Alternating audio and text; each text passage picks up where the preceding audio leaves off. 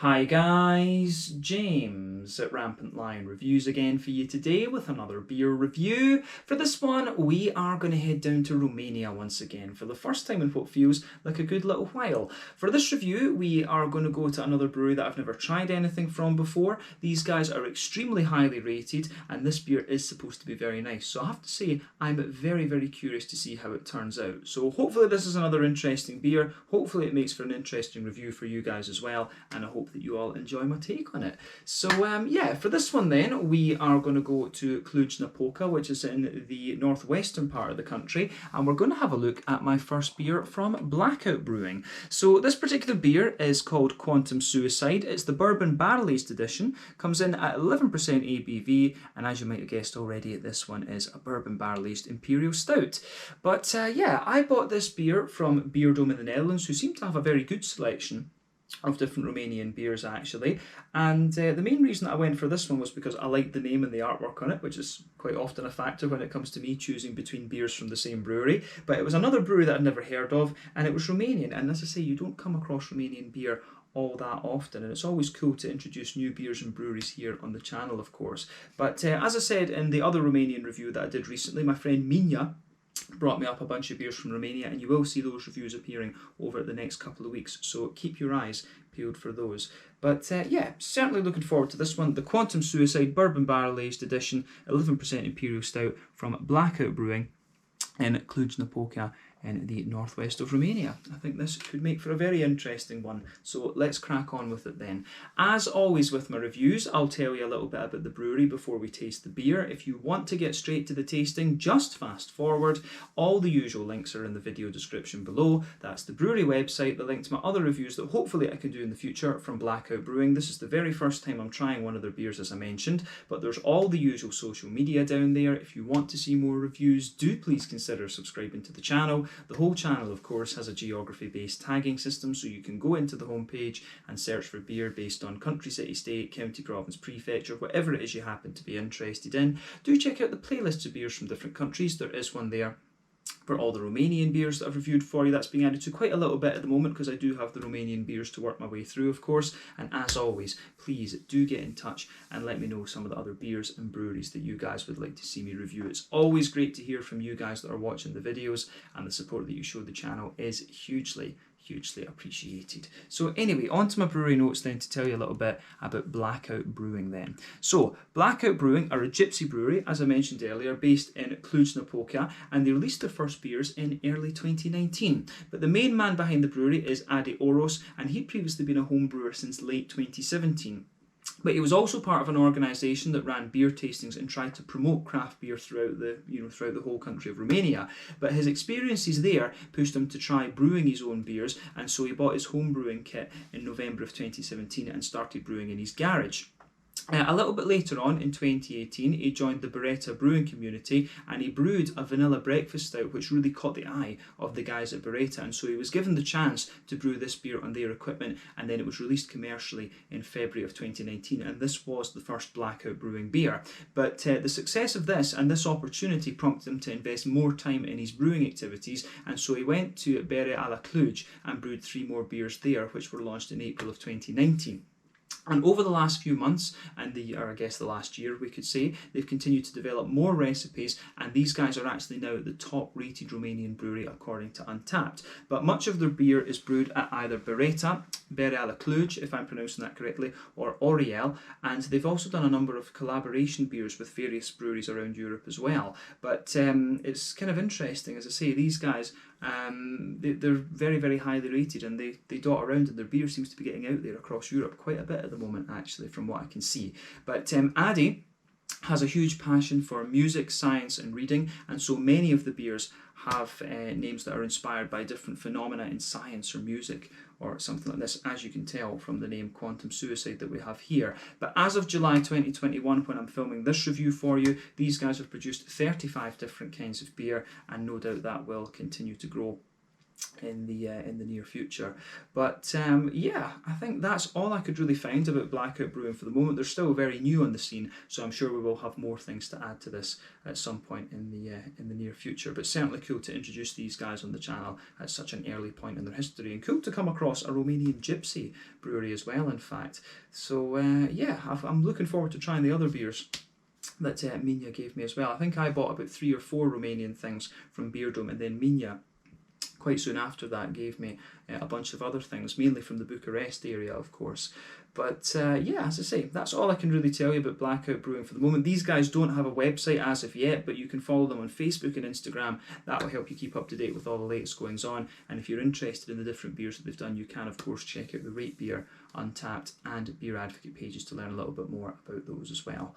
But yeah, that is it for your history section in this video. Let's get on and actually have a taste of this beer and see how we go. So as you can see, the artwork on this one is absolutely beautiful. It reminds me of like a concept album in a way. I always like these kind of space themed artworks, but I'm a little bit biased, of course, having studied chemistry and then astrophysics. I always love these. But there you can see, there is the Blackout Brewery symbol at the top there, Blackout Brewing I should say, rather than Blackout Brewery. But there you can see the guy kind of staring into space, and I think that's pretty cool. The artwork on this one actually reminds me of a Swedish band from Stockholm called Atoma, and it's an Iranian guy who runs that, and it's like atmospheric metal. It's absolutely lovely. But yeah, as we mentioned earlier on, this one is an 11% Imperial Stout, bourbon barrel aged. The original Quantum Suicide is a 10.5% Imperial Stout, incidentally. But it says on the side here, you open a bottle, you hear a click, the universe splits. In this reality, there's a black, thick liquid in front of you. Dark chocolate, smooth coffee, and roasted malts greet your senses. You take a sip of decadence. Embraced by the warming void, everything starts to make sense. You are immortal now. You hear a click.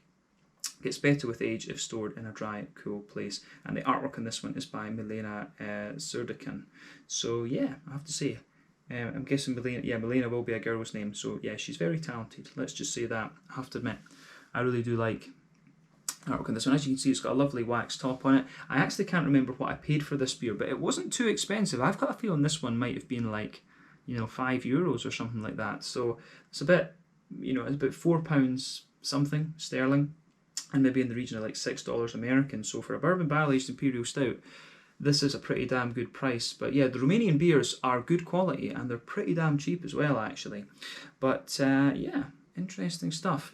But let's get this guy out and we'll get on with the tasting then. I'm very, very curious to see what it has in store for us. So let me just see if we can get this open. And we did first time. I was worrying about that because when I decided not to cut the wax on this one, as I often do with these wax sealed beers, and I thought, am I going to be able to get this open, or will I have to pause the video? But no, thankfully we can get it open. But yeah, as I said earlier, I bought this beer on beerdome.nl, who have an awesome selection of not just Romanian stuff, but you can find some really unusual things on there, such as Russian beer and Brazilians. So probably Beer Dome in the Netherlands will be my source of Romanian, Russian and Brazilian beers going forward. So yeah, you can definitely look forward to a few more Romanian things on the channel there. I'm just checking that this is lined up so that my OCD is happy. But yeah, I just washed this glass as well and I'm getting bubbles sticking towards the side of it. It's annoying. But yeah, anyway, as you can see then, this one, Quantum Suicide Bourbon Barrel Aged Edition, is poured a lovely dark ebony rosewood colour, which is exactly what you would expect of a big Imperial Stout. So remember, the colour of your beer is dependent on 1, the type of malts that you use. This determines the magnitude of the colour. 2, the length of the wort boil is also going to play a role here. A big Imperial Stout like this will undergo a wort boil of like 4 to 5 hours, something like this. But the longer you boil the wort, the more the sugars caramelise, and thus you get a darker colour of beer. But there's also factors such as barrel aging and adjuncts being put in the beer that will play a role as well. So yeah, the way that this one appears, I don't think those will be playing too much of a role. There's actually a few particles of sediment visible in this one. You can see them floating around in this, but it's all natural, of course, so not such a big deal. I'm not sure exactly how old this beer is. That's also something we should have a look at, but it says it's best before the 15th of the 1st, 2024, and I'm guessing, you know, these guys really released their first beers in early 2019. Could it have been brewed back then? You know, I'm thinking, you know, 5 years is usually a normal length of time to put on. Yeah, you know, this is usually a normal length of time to put on one of these beers. But yeah, it says the best before date on this one is the 15th of the 1st, 2024. So either they might have put 3 years on it. It could have been bottled earlier on in the year. I don't think, you know, I don't think it's sort of 2 years old or whatever, actually. I think it will be maybe, it may have been bottled at the start of this year. I'm not 100% sure on that. But yeah, still quite a wee bit of sediment in it anyway. And it hasn't been in the fridge for too long. I just put it in the fridge yesterday to give it a wee bit of a chill. But yeah, still quite a wee bit of sediment in this one, which is kind of interesting. But yeah, as you can see, the colours in this one are very nice. But you know, when it comes to adjuncts and barrel aging affecting the colour of the beer, you don't find that takes too much of a role when it comes to imperial stouts. Usually that's more in like sour beers and things that those are going to play a factor, if you like, the Berliner Weisses and the Goses, and of course things like the Flanders Red and stuff like that as well. But in terms of an imperial stout, there's nothing too surprising about this beer in terms of its appearance. You can see it had virtually no head when we poured it out. There's just a little bit of a kind of foamy ring around the edge of the glass. It's a sort of fawn, very light beige coloured foamy ring. So I do like how this one goes about its business, actually. But yeah, 1 or 2 big bubbles sticking towards the side of the glass, and you can see a few little ones going up towards the bottom of the head there. But it looks very, very nice, I have to say, but nothing unexpected when it comes to this particular style of beer. So let's take a closer look at the aroma then and just see how we go. Very curious about this. That smells like a monster. It really does. This smells very nice. Yeah, the aroma of this beer is lovely, actually. It's very, very nice. It smells like it smells like a really old school bourbon barrel aged imperial stout. This one, I'm not sure whether this is going to be more of a kind of Russian imperial stout or exactly what it's going to be, but I'll tell you something, it does smell extremely nice, this. So let's try and break the aroma down for you and just describe it a little bit more. So straight away with this one, you are going to notice that big bourbon barrel aged element. You can smell that smooth oaky character underneath. You get that kind of bourbon element to it as well. You know, the kind of brown sugary elements, which I think are great. Yeah, the aroma out of this one is absolutely lovely. But yeah, it's very, very nice, this one, actually. It is everything you'd expect. It's one of these ones where I think it does nothing surprising, but it's just really, really well crafted. But yeah, lovely oaky backbone to this one. You can smell the smooth, oily bourbon sugars in there as well, the bourbon brown sugars. As I've told you in previous reviews, I always find the American bourbon whiskies are a lot sweeter and things than the Scotch whiskies from back home. But yeah, you certainly get a little bit of vanilla out of this one anyway. There's a good bit of, you know, chocolate cocoa coming out of this too. Yeah, I do like how it goes about its business. That's certainly very, very nice. But yeah, lovely kind of, you know, as we say, there's a lovely big, you get a lovely bit of chocolatiness to this beer. So you can smell there's a bit of a spectrum of chocolate in this one. So there's a nice kind of, you can get that sort of, as you say, you can get that nice sort of heavy, you know, quite high cocoa chocolate out of this, and it actually comes across as quite a dry, almost like powdery chocolate, like some of these, you know, Nesquik powders or whatever. But yeah, you can smell a high cocoa chocolate in this, you know, sort of 70-80%, but you also get some of the lighter, more milky chocolate notes out of this, like a sort of 40 or 50% cocoa as well. So I really like how that goes together in this beer for sure. But on top of that, you can certainly smell a lot of kind of sweet, oily caramel in there. There's a lovely big oily kind of brown sugary note to this one. It certainly has a wee bit of a treacly molasses note to it. There's a little bit of a kind of McVitie's digestive biscuity sort of thing in there as well. So yeah, I can really appreciate how all of this goes together. I have to say the kind of malty notes in this one are very kind of straight shooting. I find this to be a big sort of oily, silky type imperial stout, this one. So you've got the woody, the oaky woodiness in there. the bourbon, the sugars from the kind of bourbon whiskey, the kind of chocolatey notes in there. The chocolatey notes are a wee bit dry, as I say. There's a few elements of kind of vanilla and nutty undertone in there. Lovely kind of oily brown sugars as well. A wee bit of a kind of toasty. There's a bit of a toasty brown sugary element in there as well, and I do get a wee hint of just a kind of biscuity note out of this one. The more that I smell of the beer, the more that the brown sugars are kind of telling me that this beer has had a little bit of a longer boil, so it does get a wee bit more kind of treacly and molasses-like the further that you go into the nose. And there's a wee bit more of a kind of brown bready element. You get a wee bit of a kind of brown bready element in there as well. But yeah, the way that this goes together, I think, is very, very nice. So it gets a big, it does get a bit of a big thumbs up from me in terms of the aroma for the malty, barrel-aged side of things. On the hoppy side of the beer, you know, the thing is with Imperial Stouts, they're not the most hop-forward styles of beer anyway. When they've been aged in the barrel, quite a lot of the hoppy character is going to drop out of it, but you can still get a few remnants of things in this one. You know, you get a little bit of an earthy character out of it. You can smell the remnants of a sort of floral aromaticity and a bit of a lighter grassiness. But yeah, the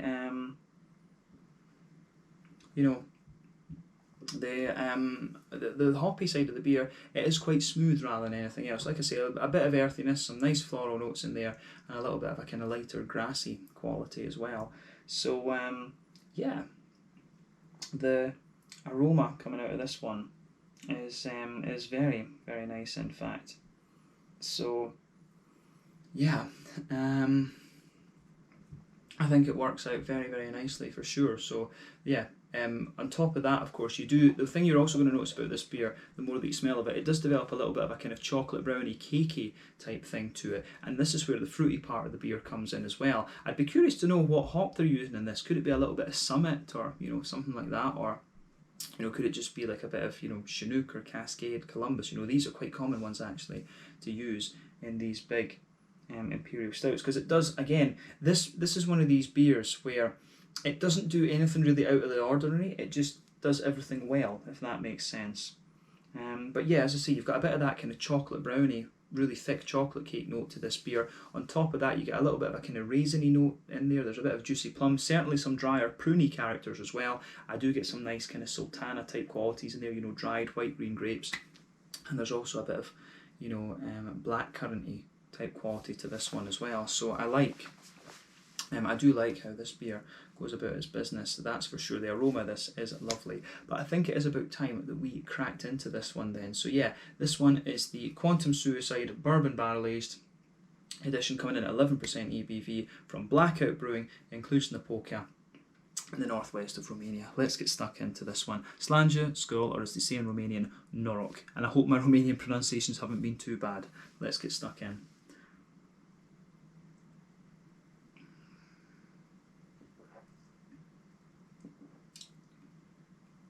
Oh yeah, that is very, very nice.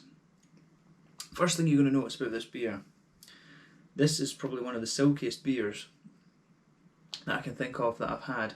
You know, it really finds the balance. It's not the thickest Imperial Stout that you're going to come across, no way. But it really finds a sort of middle ground between being, you know, sort of, it really finds a middle ground between being, you know, sort of really full-bodied and having a silky note to it, and then having that big thickness that you want. But the way that this the way that the mouthfeel is in this one, that's the first thing that really strikes me about this beer. Flavour profile wise, it's pretty straight shooting when it comes to a bourbon barrel aged Imperial Stout. It's got everything you'd expect in there, we'll say that. But yeah, this is certainly one of the silkiest Imperial Stouts that I can think that comes to mind in recent memory, I guess we could say. So yeah, I'm just going to say thumbs up to Blackout for this. This one is pretty damn solid actually.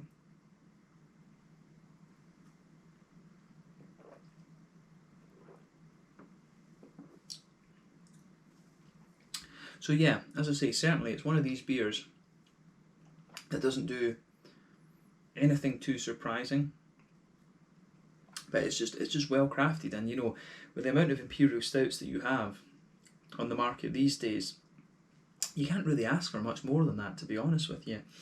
But yeah, let's try and break down the flavour profile of this one a little bit then. So straight away across the middle of your palate, you can feel that nice, smooth, oaky backbone there. That goes across the middle third of your palate and the back third of your palate. Toward the front half of that middle third of your palate, there's certainly some nice kind of vanilla qualities in there. You can feel the vanilla is quite minimal, though I will add that there's not too much vanilla in this one. It is just really an undertone, but you can feel the woodiness in this one, the oaky qualities in this are very, very smooth. They do get a little bit of dryness the further you go into the aftertaste though, which I certainly enjoy.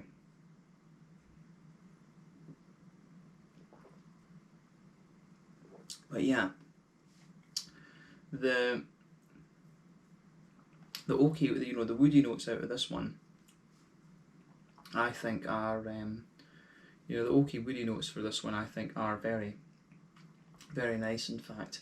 But yeah, you can feel that on top of that woody character, you've got a lovely kind of oily, you know, you've got a lovely sort of oily brown sugary element to this one. You can feel the bourbon sugars are just kind of sitting on top of that, and I think it works extremely well actually. So yeah, it gets a big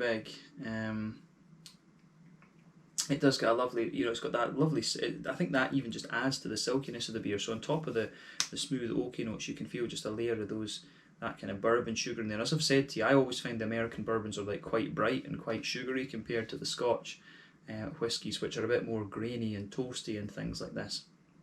So yeah, that is the backbone of your beer. The backbone is fairly straight shooting in a sense, but let's focus on the middle third of your palate then. So on top of that middle third of your palate, you can feel there's a bit of a, you know, you do get the kind of chocolatey notes coming out of the end. As I say, the chocolate in this beer has a real bit of dryness to it, which is quite interesting.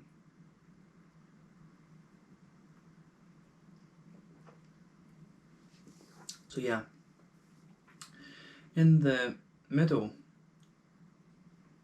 as I say, in the middle third of your palate, if you go towards the back of that middle third of your palate, you certainly get a wee bit of a more, how do we say, you certainly get a little bit more of a, if you go towards the back of that middle third of your palate, you get more of the dryness and more of the high cocoa bitterness out of this one. So, you know, you get about 80, I'd say you get a sort of 80% cocoa chocolate towards the back of that front half of your palate, and as you move further forward, it mellows out a little bit, but not too much. So maybe when you reach the kind of front half of that middle third of your palate, it becomes across as more like a sort of 60% cocoa chocolate. But yeah, the chocolatey note in this beer that sits on top of the brown sugars is quite dry in fact. But on top of that kind of dry chocolatey layer, you do get the kind of brown sugary elements out of this one.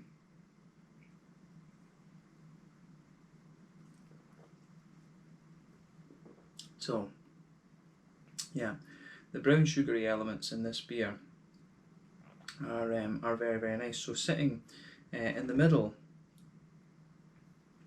you know, in the middle of your palate, what you will get is this kind of circle, and you can feel the kind of brown sugary elements in there. So underneath it, on the bottom layer, you can sort of feel that treacly molasses sort of thing. Then, you know, there is a wee bit of a sweet caramel to this one, but not too much actually. It is more of a kind of treacly molasses brown sugar note that you get out of this, and it's, you know, it's about this side, it's like right in the dead centre of your palate, and you get that circle, and it's quite concentrated in a sense. As you move out towards the very edge of that middle third of your palate, you will get a little bit of a kind of toasty brown sugary note to it. But yeah, no, it is more of a kind of straight up treacle molasses to this one. There's not too much of a spectrum when it comes to the brown sugary elements in this. So in a lot of ways, this is a very straight shooting bourbon barrel aged Imperial Stout. It's certainly not one of the more complex ones that I've come across. And yeah, I do like how it goes about its business in that sense. You know, this is the, you know, you can tell with this, you know, Romania is still in the kind of early stages, if you like, of its craft beer journey, but this beer is quite similar to, you know, the first bourbon barrel aged Imperial Stouts that you would get from some of the Scottish breweries and things like this, you know, back in the day. That's really what this one is kind of like actually, and this beer tastes kind of, it's similar in a lot of ways to some of the very small craft breweries here in Sweden who are still getting going. Like, it's really straight shooting, this one, in a lot of ways. I'd be curious to try the original stout and see what it's like, because the original one is very highly rated as well, so I need to see about that. They're supposed to have some very good IPAs as well, but yeah, in terms of a bourbon barrel aged Imperial Stout, it kind of does exactly what you'd expect. It actually reminds me of the big one that I had from Stiegbergets in recent times. It's just, it strikes me as like quite an old school beer, this one, when I compare it to other things. But I think that is all we really need to say about the middle third of the palate in this one. So let's focus on the other parts of the beer. So border region between middle third and back third of your palate, again you get a little bit of a bready build up in this one. You can feel there's a wee bit of a slightly bready, you know, a bit of a bread crusty sort of thing there, because you do feel that with this beer, the further you go into the aftertaste with it, you do get a very slight, pardon me, bready note with this. But then into the back third of your palate, as you say, you've got the kind of smooth woody notes underneath, you've got the kind of bourbon sugars, and then you get the smooth woody notes underneath, the bourbon sugars, a wee bit of the kind of chocolatey dryness there, of course, and then on top of that you've got all the yeasty notes. And for me, this is where you get the main sort of bready component of this beer. It certainly does have a little bit of that. So the yeasty component, you've got that taller, airy, yeasty note in there, and it tastes, doesn't smell, I shouldn't say that, it tastes a little bit like a kind of more airy brown bread, I guess we could say.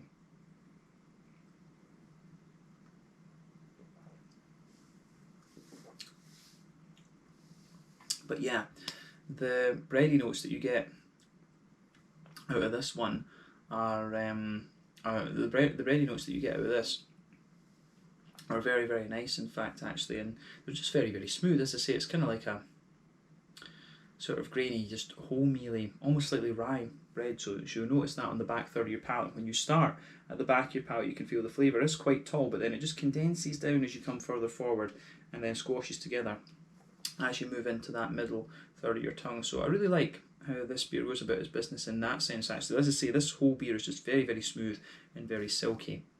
But let's focus on the kind of hoppy and fruity part of the beer then. So back corners of the palate, you do get a little bit of, you do get a wee bit of a kind of smooth earthiness there, and as you move further forward it's a little bit herbal, and as you push towards the kind of front corners of the palate it's a little bit more kind of floral and aromatic in a sense. Then round the front curve of the tongue it's certainly a little bit kind of lighter and grassy. But remember, when this is a bourbon barrel aged beer, when any type of barrel aging is involved, you will you sacrifice both a bit of the mouthfeel and you sacrifice the hoppy character of the beer to get all these infused flavours out of it. So the sides of your palate where you'd normally get the kind of hoppy notes out of the beer is very, very smooth. But yeah, on the fruity side of things then, so front third of your palate, border region between front third and middle third of your palate, you get a little bit of a bready build up in there again. Although I would point out, it's maybe actually better to describe the build up, the sort of breadiness in this beer as being a little bit more cakey, because I think it is a little bit like a kind of chocolate brownie or something like that. But yeah, you get a little bit of that kind of cakey brownie build up there in the border region between front third and middle third of your palate. You can feel it's got a little bit of a toasty element to it. Then the base of that front third of your palate is certainly more, it is certainly more of a, it is certainly a little bit more kind of cakey and woody in a sense. So you've got a mix of a cakey woody base on that front third of your palate, and on top of that you've got the more oily fruity component. So let's look at that.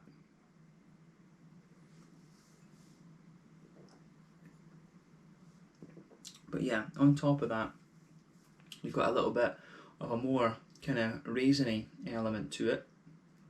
It actually has, it has quite a bit of a dried fruity character to it, this one. You get a lot of sultana out of this, a lot of date.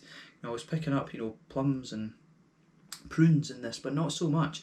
The back half of that front third of your palate is certainly more kind of datey and sultana-like, actually. So a lot of dried character there, but you do get a wee touch of a raisiny note on top of that. But yeah, lots of dried fruit, and it even becomes a little bit woody in that back half of the front third of your palate. But as you move further forward, it certainly develops a little bit of a kind of figgy, blackcurranty sort of thing, and that lingers there into the aftertaste. But yeah, certainly a drier, datey type fruity element coming out of this one, which is quite interesting. That's the thing that's quite unusual about this beer, I would say.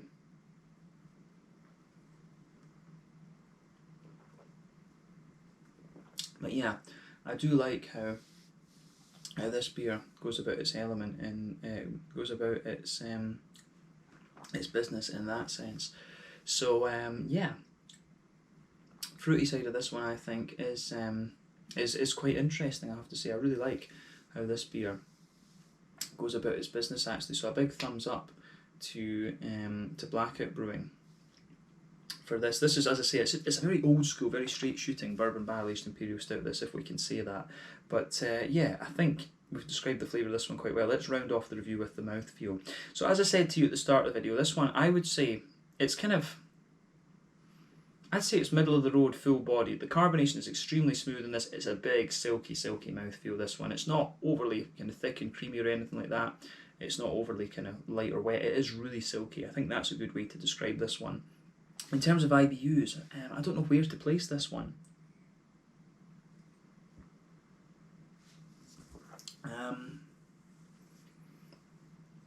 You know, it's, I don't find this beer to be overly bitter. I'd say it's maybe about 50 or I think 50 IBUs, to be honest. I really don't find this one as bitter, but remember that my IBU count is my weakest point of beer reviewing. But the malty barrel aged backbone of this one, it's very, very smooth underneath. There's a degree of sweetness to it, and it's a big sort of thicker. It's a big kind of thicker, kind of slightly sweet sort of thing. So you've got a lot of kind of treacly brown sugars. There's some smooth, kind of slightly dry chocolate, and then a lovely smooth barrel aged note to this one. I really like how that goes together, of course. But yeah, the fruity side of the beer for me, as I say, it's quite sort of, it's like a dried fruity character you get from this one. You get a nice little bit of a cakey element to it. And the hoppy character is kind of smooth as well, this one. So it's a properly old school Imperial Stout, this one. It's quite a straight shooting beer in many ways. I think the highlight of it is, you know, the mouthfeel and the slightly dry fruity character that you get with this, you know, the sultana kind of datey elements to it. That's what makes this one stand out a little bit to me. But as I say, it reminds me of a lot of the kind of really old school, you know, the first attempts at bourbon barrel aging that we found from a number of the craft breweries in Scotland, and again some of the breweries that are just getting going here in Sweden. That's what this one kind of feels like in a sense. But I'd be very curious to try the original and see what the original is like, in fact. But yeah, I think we can leave it at that for this review. So yeah, this one was the Quantum Suicide Bourbon Barrel Aged Edition, 11% ABV Imperial Stout from Blackout Brewing in Cluj-Napoca in the northwest of Romania. Cool to introduce these guys on the channel for the first time, and I hope that you guys enjoyed my take on this beer. So yeah, as always, thank you for watching my beer reviews. Until the next time, please like, subscribe, share, all the usual YouTube stuff. Let me know your own thoughts on this beer in the comment section below. Let me know what your favourite beers are from Blackout Brewing as well, and hopefully we can return to these guys at some point soon. Check out my social media, check out theirs, and we'll see you guys in the next review. More Romanian reviews to come over the next little while, of course. But slange, skål, cheers, and norok, as they say in Romania.